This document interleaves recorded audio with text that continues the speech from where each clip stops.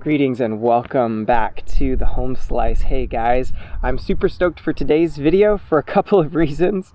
Number one is that I finally got my adapter in the mail, and so you are listening to audio out of a brand new Rode Video microphone with a wind cover, which really ought to help my audio quality, I hope. Fingers crossed. We'll see how that goes.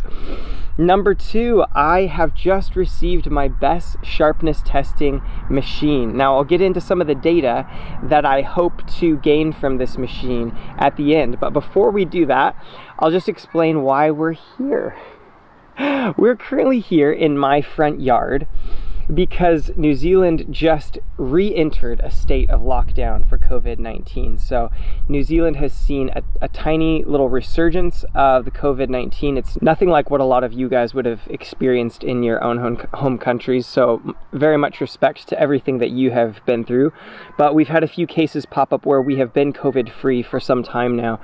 So the New Zealand government has ordered a pretty strict lockdown. So I can't go into work. My neighbors tore down their shed, so I can't film from there. So here we are in the front yard, and we got lots of time because I can't go to work. Welcome to Lockdown Home Slice knife testing. So let's talk about BESS. What is it? What does it mean? How does it work? And before we get into this testing, we'll cover some of that information. I just unboxed this machine. It comes with some really cool data on how to use the machine, kind of a scale, which I'll try to find an electronic version of that to put up a copy of it. But basically what the numbers, what you can infer from the numbers about the sharpness of the knife. A BESS machine, at its most simple, is basically a really dialed in weight scale. It's got a system here, it's got a pedestal for catching the front edge of your knife and holding it perfectly vertical. And then you load one of two pedestals into the machine here. This is one of the pedestals, and you manually load this. It's got a small, I don't know if you can see it, but it's got a small monofilament line run there. And it runs this standardized monofilament line and locks it in between these two screw heads. And what it does is basically there's a standardized amount of pressure that it takes to cut through one of these pieces of monofilament line. And so when you place this in the middle of the scale and turn the machine on and slowly press your edge through it, the edge apex will cut through and it will cause a certain specific amount of pressure. Now this machine measures down to the very gram of how much pressure it took to sever that line. There's also a stand, which I'll be using today because I'm not familiar with this yet, and you can put these preloaded kind of flossers. That's what I sort of envision them as, and they've got a crimped piece of metal with that monofilament line run in between them there.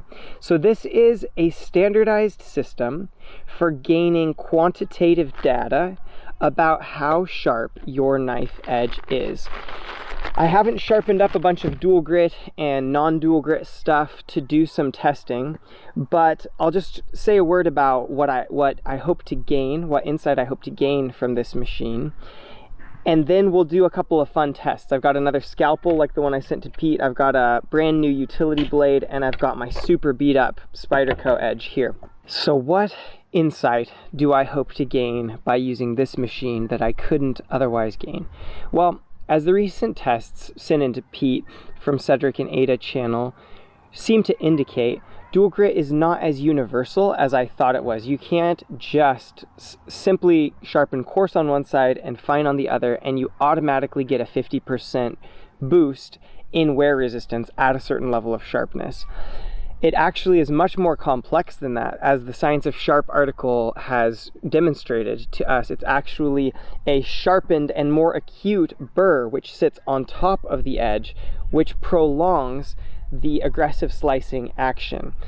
And what this brings into light is that I don't always know when I've effectively created that, and it's very hard to gain a sense of whether you've done it from qualitative tests. Does it cut this, or does it cut that, or does it not? And so what I'm hoping is that the BESS machine will give us some insight into this. How wide is the apex? And the simple reason behind that is that the moment you start dulling an ordinarily V-sharpened apex, the width of the apex begins increasing. It starts getting wider and therefore duller. One way that we could identify for sure if we've created a good dual grit edge is that a dual grit edge functions a bit differently. The two sides come up, and then there's a significantly more acute apex on top with a section of constant thickness most of the time.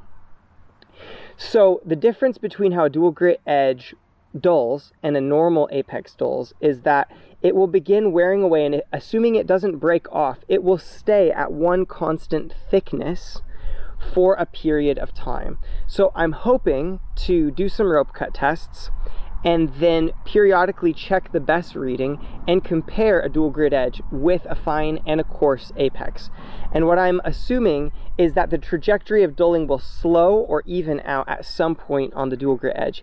If it does, fingers crossed, then we could confidently identify which stones, which angles, which methods actually work, which strops, which steels, and come up with sort of a customized plan for different sort of genres or categories of steel.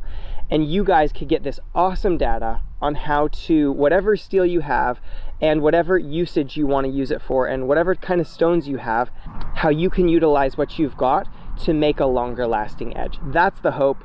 We'll see how it goes. Just for fun right now, we'll fire up the machine.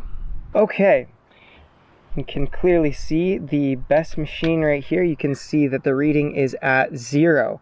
That's because I've calibrated it using the tare button for the weight of this apparatus that's on it. If I apply any pressure at all, whew, that was like as light as I could go.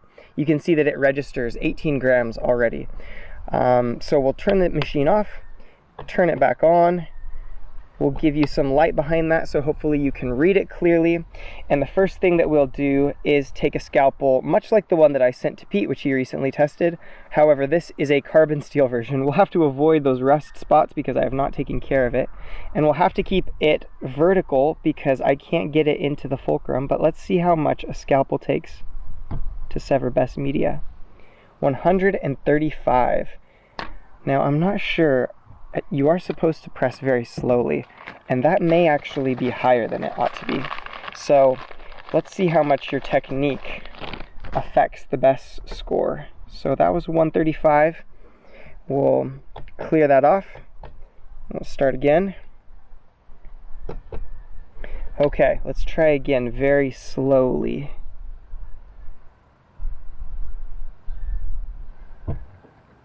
It was pretty accurate. 126. Okay, so 126 is the rough estimate on a carbon steel scalpel. Let's switch over and try a brand new utility razor blade from the hardware store and see what kind of a result that gives us. Actually, got to replace this. Oh, this is fun, guys. I'm having fun. Hopefully you're having fun. Okay. Take one. Hardware store utility razor blade. Let's make sure this is completely vertical. Let's make sure we go slow and straight.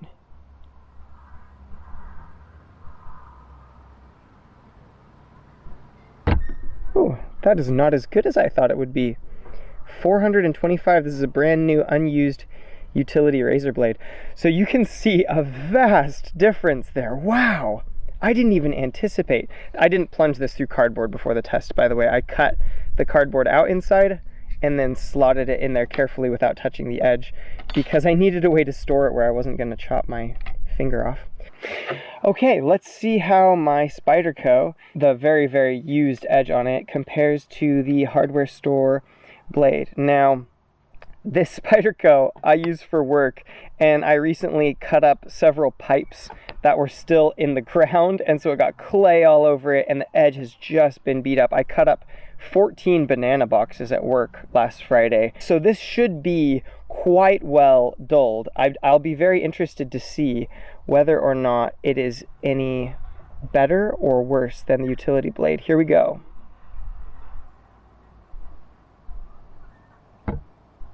$275.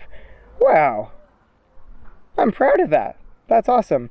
So 275 is like a working edge of mine that has been pretty severely beaten up. It was a dual grit edge, but it's endured substantial use already. Now, it should be noted that in conversations that I've had with some members of the scientific community, nobody knows the exact mechanics of slicing, and it's possible that cutting occurs really in two separate stages.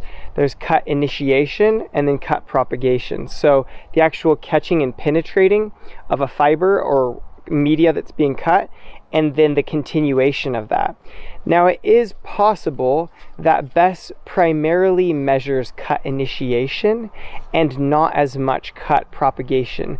And I wouldn't say that that makes it a bad test. I would just say people always want this like one-stop shop. Like, I want a test that is always right. And I would just encourage you, there isn't really a testing method that's always right. You just got to take a variety of variables into account when you're trying to search out what is the best edge performance I can get.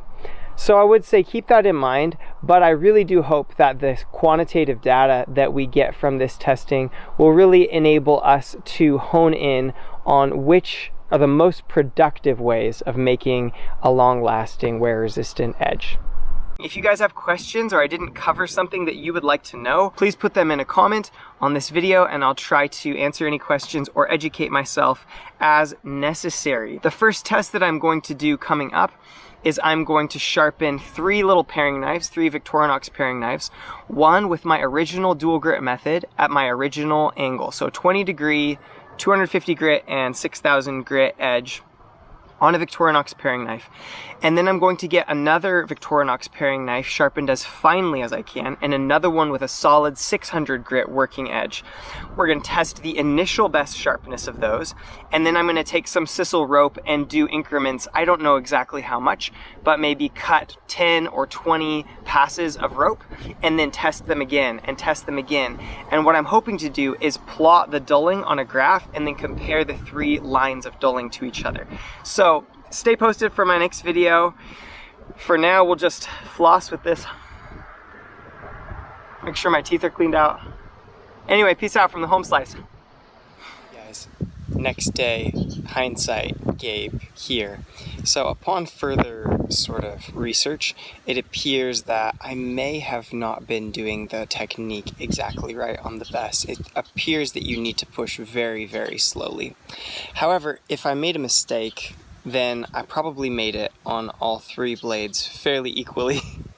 So I guess just a note, this video is sort of an introduction to BESS for me and you, and I would say don't take the results too seriously, other than to realize that like a heavily oxidized Scalpel does somewhere in the vicinity of 100 grams, and a heavily oxidized but both unused Scalpel and unused utility blade from the hardware store does somewhere in the vicinity of 400, and a very, very heavily used and oxidized carbon steel dual grit edge does somewhere in the vicinity of, you know, 250 to 300, somewhere in the middle there. Yeah, so I would say, again, don't take the results too clinically. We'll get into some more exact measurements soon, but I just wanted to add that note, and I'll see you guys next time.